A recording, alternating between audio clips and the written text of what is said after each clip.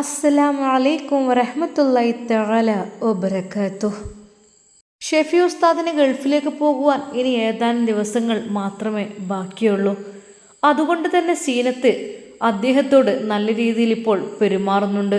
പഴയ രീതിയിലൊന്നും അവൾ ദേഷ്യപ്പെടുന്നില്ല, ചീത്ത പറയുന്നില്ല എന്ന് മാത്രമല്ല, സ്നേഹത്തോടെയാണ് തൻ്റെ ഭർത്താവിൻ്റെ അരികിൽ അവൾ ഇപ്പോൾ നിൽക്കുന്നത്.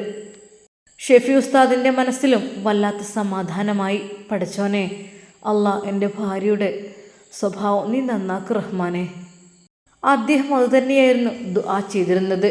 ഷെഫി ഉസ്താദ് അതാ വീട്ടിൽ കോലായിൽ ഇരിക്കുകയാണ്. ഉമ്മയും അങ്ങോട്ട് വന്നു. മോനെ, എൻ്റെ പൊന്നു മോനെ. അല്ല, മോൻ പറഞ്ഞില്ലല്ലോ, മോനെ ആരെ കൊണ്ടുവരാനാ പോയതെന്ന്? ഉമ്മ, അത് മറ്റൊന്നുമല്ല, എൻ്റെ ഉസ്താദിൻ്റെ മകളെ പോയതായിരുന്നു. മകള്? ആ ഉമ്മ. ഉമ്മയോട് അവൻ സത്യങ്ങളെല്ലാം തുറന്നു പറയുവാൻ വേണ്ടി തുടങ്ങുന്നു. മോനെ, അപ്പോൾ ആ ഉമ്മ, അവളാരോ കൊണ്ടുപോയതാണ് ഗൾഫിലേക്ക്. എന്തോ പഠനത്തിൻ്റെ ആവശ്യത്തിനാണോ, ഇനി എന്തെങ്കിലും ജോബ് വേക്കൻസിക്കോ അങ്ങനെ എന്തെങ്കിലും ആണോ, എനിക്കറിയില്ല. മോനെ, സത്യമായിട്ടും? അല്ലാ, എന്നിട്ട് മോൻ ഇതുവരെന്നോട് പറഞ്ഞില്ലല്ലോ. എന്നാൽ അവൾ മറ്റൊരുത്തൻ്റെ കൂടെ പോയതാണ്, എന്നിട്ട് ഗൾഫിലേക്ക് കയറിയതാണ് എന്നുള്ള വിവരമൊന്നും ഷെഫി ഉസ്താദ് ഉമ്മയോട് പറഞ്ഞിട്ടില്ലായിരുന്നു. എന്നാൽ ഇപ്പോഴും അത് പറയുവാൻ ഉദ്ദേശിക്കുന്നില്ല. ഷെഫി ഉസ്താദ് മനസ്സിൽ വിചാരിക്കാണ്, റബ്ബേ, നമ്മൾ ഒരാളുടെ ഒഴിബ് മറച്ചു വെച്ചാൽ പടച്ച റബ്ബ് നമ്മുടെ 1000 ഒഴിബ് മറച്ചു വെക്കുമെന്നാണ്. അതെ, ഒരാൾക്ക് മോശപ്പെട്ട സംഭവം അത് മറ്റൊരാളോട് പറയാതിരുന്നാൽ അല്ലാഹു സുബ്ഹാനഹു വ തആല 1000 ഒഴിബ് മറച്ചു വെക്കും എന്നുള്ളത് എത്ര ശരിയാണ് റബ്ബേ. അതുകൊണ്ട് എൻ്റെ പ്രസവിച്ച ഉമ്മയാണ് ശരിയാണ്, പറയാൻ പാടില്ലാത്തത് പറയണ്ട.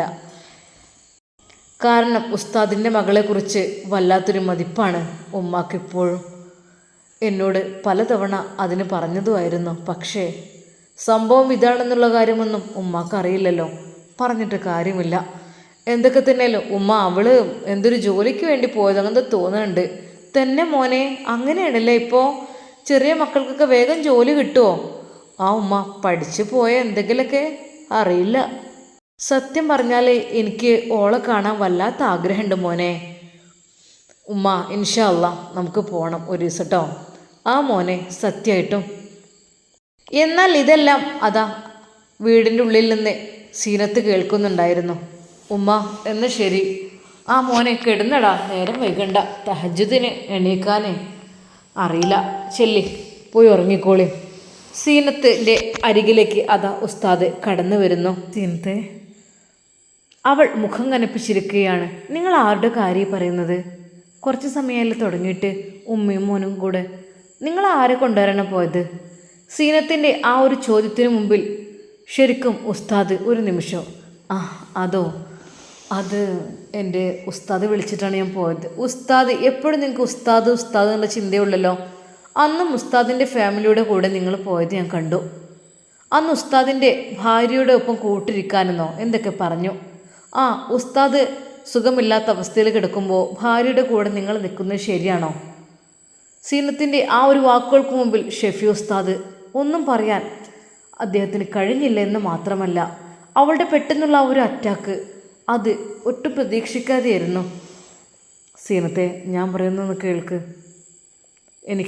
എനിക്കൊന്നും കേൾക്കണ്ട. നിങ്ങൾക്ക് എപ്പോഴും ഉസ്താദിൻ്റെ വീട്ടുകാരായിട്ടും ഉസ്താദിൻ്റെ മകളുമായിട്ടും പല ബന്ധങ്ങളുണ്ട് എന്നെനിക്ക് തോന്നിക്കണേ. ഏത് സമയവും ഉസ്താദ് എന്ന് പറഞ്ഞുകൊണ്ടാണ്. സീനത്ത്, നീ എന്തിനു ചൂടാണത്? എൻ്റെ ഉസ്താദ് വിളിച്ച് ഞാൻ പോയി, അവരുടെ മകൾ ഗൾഫിൽ നിന്ന് വരികയാണെന്ന് പറഞ്ഞു. അതെ, അവരെ വീട്ടിലാക്കി കൊടുത്ത് ഞാൻ പോകുന്നു, അതിനിപ്പോൾ എന്താ? എപ്പോഴും നോക്കിയാലും ഇത് തന്നെയാണ്. അന്ന് ഉസ്താദിന് വയ്യാത്തപ്പോൾ പിന്നെ എന്തെങ്കിലും കൊടുത്തയച്ച ഉസ്താദിന് വരുമ്പോൾ ആദ്യം ഉസ്താദിൻ്റെ അടുത്തേക്ക് അങ്ങനെ ഇതാക്കിയിട്ട് എന്തപ്പോൾ ഇത്? നമ്മളിവിടെ എന്തിനാ വെറുതെ നിൽക്കണത്? നമുക്കൊരു വിലയും നെല്ലൊന്നുമില്ലേ? സീനത്തെ, പ്ലീസ് സബൂറാവ്. എന്തൊക്കെ തന്നെയാലും ഉസ്താദ് എന്ന് വെച്ചാൽ അതെനിക്ക് ഒരിക്കലും ഒഴിവാക്കാൻ പറ്റാത്തൊരു സംഭവമാണ്. ഉസ്താദിൻ്റെ പ്രാർത്ഥന കൊണ്ടൊക്കെയാണ് ഞാനിങ്ങനെയൊക്കെ എത്തിപ്പെട്ടത്. പിന്നെ ഉസ്താദിനെ വിട്ടുള്ള കളി എന്നൊക്കെ പറഞ്ഞാൽ ഗുരുനാഥന്മാരെയും മാതാപിതാക്കളെയും ബഹുമാനിക്കണം എന്ന് നീ പഠിച്ചിട്ടില്ലേ? അപ്പം പിന്നെ അതങ്ങോട്ട് പറയും. അല്ലേ ഇന്നിപ്പോൾ നേരെ വെളുത്തപ്പോൾ തന്നെ അതിന് പോയിക്കാണ്.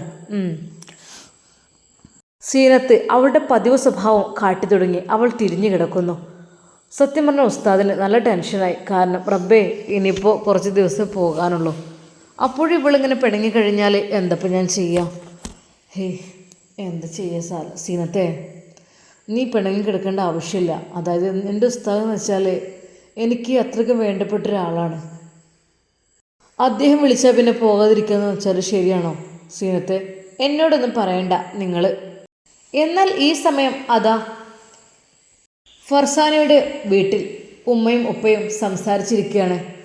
അതെ, പിന്നെ നമുക്കൊരു പരിപാടി നടത്തണ്ടേ? എടി ഞാൻ മനസ്സിൽ വിചാരിച്ച കാര്യമാണിത്. മോള് ഏതായാലും ഇവിടെ എത്തി. പിന്നെ ഷെഫി ഉസ്താദിനെയും വൈഫിനെയും ഇങ്ങോട്ട് വിളിച്ചിട്ടുമില്ല. നമുക്ക് എന്തൊക്കെ തന്നെയാലും ഇൻഷാ അല്ലാ നാളെ അവരോട് നിങ്ങൾ വരാൻ പറഞ്ഞാലോ?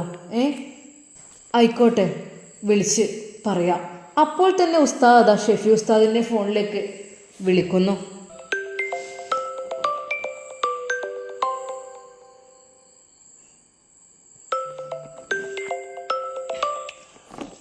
ഹലോ, അസ്സലാമു അലൈക്കും. വഅലൈക്കും അസ്സലാം വറഹ്മത്തുള്ള. മോനെ ഷെഫി, മോനെ ഉറങ്ങിയോ? ഉസ്താദിൻ്റെ ആ ഒരു ചോദ്യം. ഇല്ല, ഉറങ്ങാൻ വേണ്ടി നിൽക്കുന്നേ ഉള്ളൂ. ഞാൻ വിളിച്ചത് ഒരു ശല്യം.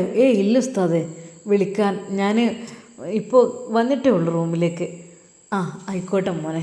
പിന്നെ ഉസ്താദിൻ്റെ കുട്ടിനോട് പറയാനുള്ളത് എന്താണെന്ന് വെച്ചാൽ നിങ്ങളെ കല്യാണമായി കഴിഞ്ഞിക്കണേ വിചാരിച്ച് കണ്ട് സൽക്കാരും കാര്യങ്ങളൊന്നും ഇവിടെ നടത്തിയിട്ടില്ല. അതുമാത്രമല്ല, മോള് വന്ന സന്തോഷം എല്ലാം കൂടി ആയപ്പോൾ നമ്മളെ വീടൊരു ആഗ്രഹം, ഇങ്ങനെ നമുക്കൊരു ചെറിയൊരു സൽക്കാരം നടത്തിയാലോ എന്നുള്ളത്. എന്തേ ഒരു മൗലൂദും അങ്ങോട്ട് ചെല്ലാം, എന്തേ പറ്റൂലേ? സത്യം പറഞ്ഞ ഷെഫി ഉസ്താദിന് മനസ്സിനുള്ളിൽ വല്ലാത്തൊരു സന്തോഷം. ഇൻഷാ അല്ലാ നിങ്ങളും ഉമ്മയും പെണ്ണുങ്ങളും എല്ലാവരും കൊണ്ട് പോരിട്ടോ. ഉമ്മയൊക്കെ കുറേ ഇക്കണില്ലേ ഇങ്ങോട്ട് വന്നിട്ട്. എന്തായാലും എല്ലാവരും കൊണ്ട് പോരി. പിന്നെ അവളടുത്ത് ഫോണ് ഉമ്മാൻ്റെ അടുത്ത് ഒന്ന് കൊടുക്കേണ്ടിയിരുന്നു. അത് ഇവൾ സംസാരിച്ചോളൂ, എൻ്റെ ഭാര്യ സംസാരിച്ചോളൂ. ഉസ്താദേ അതൊന്നും വേണ്ട. ഉമ്മയോട് പറഞ്ഞാലും എൻ്റെ ഭാര്യയോട് പറഞ്ഞാലും ഞാൻ പറഞ്ഞാലും പ്രശ്നമൊന്നുമില്ല. അത് കുഴപ്പമൊന്നുമില്ല. ഇൻഷാ അല്ലാ ആയിക്കോട്ടെ മോനെ, സന്തോഷം. അപ്പം നിങ്ങൾ നേരത്തെ കാലത്തിന് ഉണ്ട് വരിട്ടോ, നാളെ മറക്കല്ലേ. ഇൻഷാ അല്ലാ. ഉസ്താദ് ഫോൺ കട്ട് ചെയ്തു. സീനത്തെ, നീ കേട്ടോ, നാളെ സൽക്കാരം ഉണ്ട് നമുക്ക്. സൽക്കാരോ? എവിടെ? അത് എൻ്റെ ഉസ്താദിൻ്റെ വീട്ടിലാണ്. സീനത്ത് അർത്ഥവത്തായി ഒന്ന് മൂളി. ഷെഫി ഉസ്താദ് നേരെ ഉമ്മയുടെ റൂമിലേക്ക്. ഉമ്മ കിടന്നോ? മോനെ, ഞാൻ ഇങ്ങനെ ദിക്ർ ചൊല്ലിക്കൊണ്ട് ഇങ്ങനെ കിടക്കും, അപ്പോഴെനിക്ക് ഉറക്കം വരുള്ളൂ. മറ്റേ എന്താണെന്നോ, നമ്മൾ ഇങ്ങനെ കിടന്നാലും ചിലപ്പോൾ എനിക്ക് ഉറക്കം വരില്ല. അപ്പം ഞാൻ ഈ ഇങ്ങനെ ദിക്ർ ഇങ്ങനെ ചൊല്ലി കിടന്നാലേ അത് വല്ലാത്തൊരു ആശ്വാസമാണ്. നീ സലാത്തായാലും ദിക്ർ ദുആകളും ഒക്കെ നല്ലൊരു സമാധാനമാണ്. എന്തേ എൻ്റെ കുട്ടി ഉറങ്ങിയില്ലേ? ഉമ്മയുടെ ആ ഒരു ചോദ്യം. ഉമ്മ പിന്നെ ഉസ്താദ് വിളിച്ചിരുന്നു എന്നെ. ഉസ്താദോ? എന്തേ മോനെ? അല്ലേ നാളെ നമ്മളോട് എല്ലാവരോടും നിങ്ങളുടെ സൽക്കാരത്തിന് വരാൻ, അവിടെ മോള് വന്നതും അല്ലേ, അതുകൊണ്ട് ആ ഒരു സന്തോഷമായിട്ടേ. പൊന്നു മോനെ, എന്തിനമ്മ വരുന്നത്? നിങ്ങൾ രണ്ടാളും പോയി പോരിട്ടോ. അല്ലുമ്മ, ഉമ്മയെ പ്രത്യേകം കൂട്ടാൻ വേണ്ടി പറഞ്ഞിട്ടുണ്ട്. അവിടെ അങ്ങനെയാണ് മോനെ. അതിപ്പോൾ നിങ്ങൾ അല്ലുമ്മ അത് പറയില്ല. നിങ്ങൾ നമുക്കെല്ലാവർക്കും ഒരുമിച്ച് പോകണം ഇൻഷാ അല്ലാ. ഒരു കാറ് കിട്ടുമോ ഞാൻ നോക്കട്ടെ. എന്നിപ്പോൾ ഒരാളുടെ കാറ് കിട്ടണത് നല്ലതല്ലല്ലോ. പക്ഷേ ഇനിയിപ്പോൾ ഈ ഒരാഴ്ചക്കായിട്ട് എന്നൊക്കെ പറഞ്ഞാൽ കാറ് എടുത്താലും മോനെ അതൊന്നും വേണ്ട. എൻ്റെ പൊന്നു മോനെ, എൻ്റെ കുട്ടി പോകാനായ സ്ഥിതിക്ക് ഇപ്പം ഇനിയൊരു കാറ് വാടകയ്ക്ക് എടുത്ത് വിൽക്കേണ്ട ആവശ്യമുണ്ടോ? വാടകയ്ക്ക് എടുക്കലും കൊടുക്കലും അതൊന്നും വേണ്ട. ഉമ്മ എന്നാൽ എൻ്റെ കൂട്ടുകാരൻ്റെ കാറ് വേണ്ട മോനെ, ഒരു ഓട്ടോ വിളിച്ചാൽ പോരെ. അല്ലുമ്മ അത് കുഴപ്പമില്ല.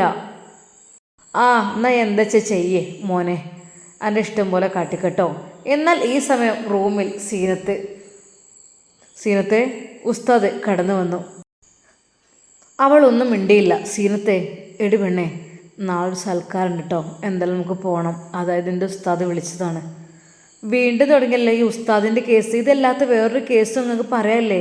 സത്യം പറഞ്ഞാൽ വെറുത്ത് പോയ ഐറ്റംസാണ് ഈ ഉസ്താദ് എന്ന് പറഞ്ഞാൽ. എനിക്കിഷ്ടമില്ല. സീനത്തെ, അതെന്താ നീ അങ്ങനെ പറയുന്നത്? അതൊന്നും ഇപ്പോൾ ആലോചിക്കണ്ട. എന്നെ പഠിപ്പിച്ച എൻ്റെ ഉസ്താദാണ്, അതുകൊണ്ട് എനിക്ക് പോലെ നിർബന്ധമാണ്. പിന്നെ നിങ്ങളെ കൂട്ടി വരാൻ എന്തായാലും പറഞ്ഞിട്ടുണ്ട്. അപ്പോൾ പിന്നെ നമ്മൾ ധിക്കരിക്കുന്നത് ശരിയല്ലല്ലോ. പോയിക്കോളി, നിങ്ങളോട് പോകണ്ട ഒന്നും ഞാൻ പറഞ്ഞിട്ടില്ല, നിങ്ങൾക്ക് പോകാം.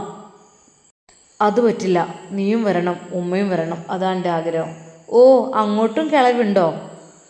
തൻ്റെ ഭാര്യയുടെ വായിൽ നിന്ന് വന്ന ആ ഒരു വാക്ക്. സീനത്തെ, നീ നന്നായി ഞാൻ വിചാരിച്ചതാണ്. ഒരിക്കൽ പോലും ഇങ്ങനത്തെ തെറി അഭിഷേകം നടത്തുന്ന ഞാൻ വിചാരിച്ചതല്ല. സീനത്ത്, നീ എന്താ പറയുന്നത്? ഉമ്മയില്ലാതെ ഞാനല്ല, നിനക്കറിയില്ലേ? നിനക്കെന്താ ഉമ്മ വലിയൊരു പ്രശ്നമാണോ? ഉമ്മ ഉണ്ടാകുമ്പോഴല്ലേ നമുക്ക് സന്തോഷത്തിലൂടെ ജീവിക്കാൻ കഴിയുക, അല്ലാതെ ഒറ്റപ്പെട്ടുള്ള ജീവിതം അതാണോ നീ ആഗ്രഹിക്കുന്നത്? എന്നാൽ കേട്ടോ, ഉമ്മമാരൊന്നും കൂടെ ഇല്ലാത്ത ജീവിതം എന്ന് വെച്ചാൽ അത് ഭയങ്കര ഒരു ബോറായിരിക്കും കേട്ടോ. ആ ഒന്നും എനിക്ക് കേൾക്കണ്ട ഇനിയിപ്പോൾ. അല്ല, നാളെ ഉമ്മ വരികയാണെങ്കിൽ ഞാൻ വരണമില്ല. സീനത്തിൻ്റെ സ്വഭാവം വീണ്ടും മാറി മറിയുന്നു. ഷെഫി ഉസ്താദിൻ്റെ മനസ്സിൽ ഭയം കൂടി. റബ്ബേ, എന്തൊരു പരീക്ഷണം റബ്ബേ ഇത്. അസ്തഗ്ഫിറുല്ലാഹ്. അള്ളാഹു, ഇതൊന്നൊരു പരീക്ഷണമല്ല, പടച്ച റബ്ബ് നമുക്ക് നൽകിയ അനുഗ്രഹമാണ് ഇതൊക്കെ. സീനത്തെ, പിന്നെ അപ്പോൾ ഇൻഷാ അല്ലാഹ് നാളെ പോവാട്ടോ. അവൾ കാര്യമായിട്ട് ഒന്നും മിണ്ടിയില്ല. പിറ്റേ ദിവസം സുബഹിക്ക് ഉമ്മ സുബഹി നിസ്കരിച്ച് ഇരിക്കുകയാണ്. ഷെഫി ഉസ്താദ് പള്ളിയിൽ പോയി എത്തുന്നു. സീനത്ത് ഇപ്പോഴും എണീറ്റിട്ടില്ലേ? അവളെ പോകുമ്പോൾ ഒരുപാട് ഞാൻ തട്ടി വിളിച്ചതാണല്ലോ. സീനത്തെ, എഴുന്നേൽക്കുന്നുണ്ടോ? നിൻ്റെ സുബഹി ഖളാവോ നിനക്ക് അറിയുന്നില്ലേ? ഷെഫി ഉസ്താദിൻ്റെ ആ ഒരു വാക്ക് കേട്ട് സീനത്ത് ഒരു നിമിഷം, അതെ ഞാൻ വേഗം ഇട്ട് നിസ്കരിക്ക്. എന്താ ഇപ്പോൾ കഥ? ഇതിങ്ങനെ കിടന്നപ്പോൾ എന്താ മരിച്ചു പോകുന്നു വേണ്ടേ? ഇവിടുത്തെ നിന്നാൽ മതിയോ കാലാകാലം? തുടങ്ങിയ ഉപദേശം. ഈ ഒരു ഉസ്താദന്മാരായുള്ള പ്രശ്നം ഇതാണ്, ഉപദേശം നല്ലോണം ഉണ്ടാവും. പറഞ്ഞിട്ട് കാര്യമില്ല. ഷെഫി ഉസ്താദ് നേരെ ഉമ്മയുടെ അരികിലേക്ക് ഉമ്മ നിസ്കാരപ്പായിലിരുന്നു കൊണ്ട് അതാ ഖുർആൻ പാരായണം ചെയ്യുകയാണ്. ഉമ്മ ഓതുന്നത് കണ്ടപ്പോൾ പതുക്കെ ഷെഫി ഉസ്താദ് അവിടെ നിന്ന് അടുക്കളയിലേക്ക് നേരെ ചെന്നു. അടുപ്പ് കത്തിച്ച് പെട്ടെന്ന് ചായ ഉണ്ടാക്കി അത് ഉമ്മയുടെ അരികിൽ കൊണ്ടുപോയി വെച്ചു. ഉമ്മ, മോനെ. എന്തിനാ പൊന്നു മോനെ ഇമ്മാൻ്റെ കുട്ടി ഉമ്മാക്ക് ചായയൊക്കെ കൊണ്ടുവന്ന് തരുന്നത്? ഉമ്മ പോയി ഉണ്ടാക്കിക്കോളൂലേ? ഉമ്മ എന്നെൻ്റെ ഉമ്മ ഉണ്ടാക്കലെന്നല്ലേ, ഇന്നൊരു ദിവസമെങ്കിലും ഞാൻ കൊണ്ടു തരട്ടെ എന്ന് കരുതി. ഓ മോനെ, ബിസ്മില്ലാഹിർ റഹ്മാനിർ റഹീം. ആ ഉമ്മ ആ ഒരു ചായ കുടിച്ചപ്പോൾ പൊന്നു മോനെ വല്ലാത്തൊരു സുഖട്ടോ. ഈ തണുപ്പത്തെ തൊണ്ടക്കും ചെറിയൊരു വേദന ഉണ്ട്. ഈ ഒരു ചായ കിട്ടിയപ്പോൾ വല്ലാത്തൊരു സുഖം മോനെ, അൽഹംദുലില്ലാ. ഉമ്മ ഓതിക്കോളിട്ടോ, ഖുർആൻ ഓതിക്കോളി മോനെ. ഇനിയിപ്പോൾ ഇന്നൊക്കെ ഉള്ളത് ഇനി ഉച്ചക്ക് അല്ലെങ്കിൽ ഇശാ മഗ്‌രിബിൻ്റെ ഇടയിൽ അങ്ങനെയാണ് ഓതൽ. ഇനിയിപ്പോൾ അടുക്കളയ്ക്ക് ഇറങ്ങാനായില്ലേ ഉമ്മ. എൻ്റെ ഉമ്മ കഷ്ടപ്പെട്ട് വേദനയോട് കൂടി അടുക്കളയ്ക്ക് ഇറങ്ങേണ്ട ഒരു ആവശ്യമില്ലല്ലോ. ഇന്ന് ഞാൻ ഉമ്മയെ എല്ലാത്തിനും ഹെൽപ്പ് ചെയ്തോളാം. മോനെ, സീനത്തെവിടെ? ഓള് അവിടെ നിസ്കരിച്ചിരിക്കുകയാണ് ഇതാ ഇതുപോലെ. മോനെ. ഉമ്മ അവൻ്റെ മുഖത്തേക്ക് ദയനീയമായി ഒന്ന് നോക്കി. ഉമ്മ ചായ കുടിച്ചോ? എന്തെങ്കിലും കടി? അല്ലമ്മ എന്തുണ്ടാക്കേണ്ടത്? പൊന്നും മോനെ, ഞാൻ അങ്ങോട്ട് വരടാ, എനിക്കറിയാലോ. സീനത്തെ ഷെഫി ഉസ്താദ് വിളിച്ചു. അടുക്കളയ്ക്ക് ഇറങ്ങ്. ഉമ്മ അവിടെ ഇരുന്നോട്ടെ. ഉമ്മാനെ ഈ ഒരു സമയത്ത് നമ്മളെന്നും ബുദ്ധിമുട്ടിക്കുന്നത് ശരിയല്ലല്ലോ. വാ, നിനക്ക് എന്താ ഹെൽപ്പ് എന്ന് വെച്ചാൽ ഞാൻ ചെയ്തുതരാം. സത്യം പറഞ്ഞാൽ രാവിലത്തെ കടി ഉണ്ടാക്കുന്നതിനെക്കുറിച്ച് അവൾക്ക് വല്ലാത്ത ഒരു ഐഡിയ ഇല്ലായിരുന്നു.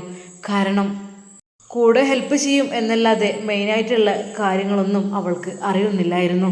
എന്തൊക്കെ തന്നെയായാലും അവൾ കുക്ക് ചെയ്യുവാൻ സമയമായപ്പോഴേക്കും ഉമ്മ എത്തി. മോള് പോയി മുറ്റടിച്ചു വരിക്കോ, ഞാനിതായിക്കോളാം. ഉമ്മ, മഴയല്ലേ? മഴ ചോർന്നിട്ട് അടിച്ചു വരിക്കോളാം, അല്ലെ ആകെ അടിച്ചു വരിക്കോ, അതായിരിക്കും നല്ലത്. ഉമ്മ പെട്ടെന്ന് തന്നെ എന്തൊക്കെയോ ഇൻഗ്രീഡിയൻസൊക്കെ മാറി ചിന്തിച്ചു. പെട്ടെന്ന് ചായയും കടിയൊക്കെ ഉമ്മ ഉണ്ടാക്കുകയാണ്. മോനെ, എപ്പോഴാണ് പോകുന്നത്? ഉമ്മ, നമുക്കൊരു 10 മണിയൊക്കെ ആയിട്ട് പോവാം, ഒരു മൗലിദും ഉണ്ടെന്ന് പറഞ്ഞിരുന്നു. ആയിക്കോട്ടെ മോനെ, ഇനി അവളോട് പറഞ്ഞില്ലേ? ഉമ്മ പറഞ്ഞു. സന്തോഷത്തോടു കൂടി അതാ ഉമ്മ ചായയും കടിയും എല്ലാം ഉണ്ടാക്കി എല്ലാവരെയും ഫുഡ് കൊടുക്കാൻ വേണ്ടി വിളിച്ചു വരുത്തുകയാണ്. എല്ലാവരും ഫുഡിൻ്റെ അടുക്കൽ ഇരുന്നു. ഷെഫി ഉസ്താദ് പറഞ്ഞു, കൃത്യം 10:30 ആകുമ്പോഴേക്കും വണ്ടി വരും കേട്ടോ, എല്ലാവരും റെഡിയായി നിന്നോണ്ടി. മനമില്ല മനസ്സോടുകൂടി സീനത്തും അതിലെ സമ്മതിച്ചിരിക്കുന്നു. മോളെ സീനത്തെ, എന്താ മതിയാക്കിയത്? മതി ഉമ്മ, എനിക്ക് എൻ്റെ വയറ് നിറഞ്ഞു. അതെന്തേ? ഒന്നും ഉണ്ടായിട്ടൊന്നല്ല, എനിക്ക് അത് മതി, അത് കരുതിയിട്ടാണ്. പിന്നെ വേഗം ഫ്രഷായി ഒരുങ്ങാൻ നോക്കിക്കോളി, ഞാൻ ബാക്കിയുള്ള പണിയും കൂടി ചെയ്തിട്ട് ഒന്ന് ഫ്രഷ് ആവട്ടെ.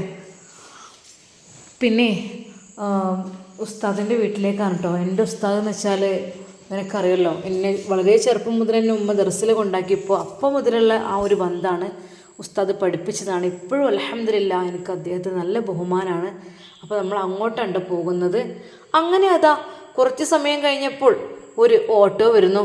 ഓട്ടോ ഷെഫി ഉസ്താദ് വിളിച്ചതാണ്. ഉമ്മ പറഞ്ഞു ആരാൻ്റെ കാർ എന്നും ഇങ്ങനെ വാങ്ങുമ്പോൾ അതുങ്ങൾക്ക് പറ്റൂല, അതുകൊണ്ട് തന്നെ ഓട്ടോ ആണെങ്കിൽ നമുക്ക് പൈസ കൊടുത്താൽ മതിയല്ലോ, മറ്റേത് അവർക്കൊരു ബേജാറായിരിക്കും എന്ന് പറഞ്ഞ് ഉമ്മയുടെ ഇഷ്ടപ്രകാരം തന്നെ അവരതാ അങ്ങോട്ട് പോകുന്നു ഷെഫി ഉസ്താദിൻ്റെ വീട്ടിലേക്ക്. അല്പസമയത്തെ യാത്രക്ക് ശേഷം അതാ അവിടെ എത്തിച്ചേരുവാൻ വേണ്ടി ഒരുങ്ങുന്നു. സ്നേഹത്തോടെ അതാ ഉസ്താദിൻ്റെ ഭാര്യയും ഉസ്താദും ഇവരെല്ലാം സ്വീകരിക്കുന്നു. മാഷാ അല്ലാഹ്, കയറി ഇരിക്കി. ഏതായാലും കണ്ടതിൽ വളരെയധികം സന്തോഷം കേട്ടോ. ഇനി എങ്ങനെ ഏതാ ഒന്നും പറയാൻ പറ്റൂലല്ലോ. ഷെഫി ഉസ്താദിൻ്റെ ഉമ്മ പറഞ്ഞു, എവിടെ മോളൊന്ന് കാണണമെന്ന് ഒരുപാടായി ഞാൻ ആഗ്രഹിക്കണേ, കണ്ടിട്ടില്ല ശരിക്ക്. ഇനി പണ്ടെങ്ങാനും കണ്ടോളൂ, അതൊരു ഓർമ്മയില്ല കേട്ടോ. എന്തായാലും വലിയ കുട്ടിയായതിൻ്റെ ശേഷം കാണാൻ ഒരു പൂതിയാണല്ലോ. അവൾ ആ റൂമിലാണ്, ഉമ്മ ചൂണ്ടിക്കാട്ടി. അങ്ങനെ അതാ ഉസ്താദിൻ്റെ മകൾ നിൽക്കുന്ന ആ റൂമിലേക്ക് ഷെഫി ഉസ്താദിൻ്റെ ഉമ്മയും ഭാര്യയും പ്രവേശിക്കുകയാണ്. അവളെ കണ്ട ഉടനെ തന്നെ ഉമ്മ സലാം പറഞ്ഞു. അസ്സലാമു അലൈക്കും. വഅലൈക്കും അസ്സലാം വറഹ്മത്തുള്ളാഹി തആല വബറകാതുഹു.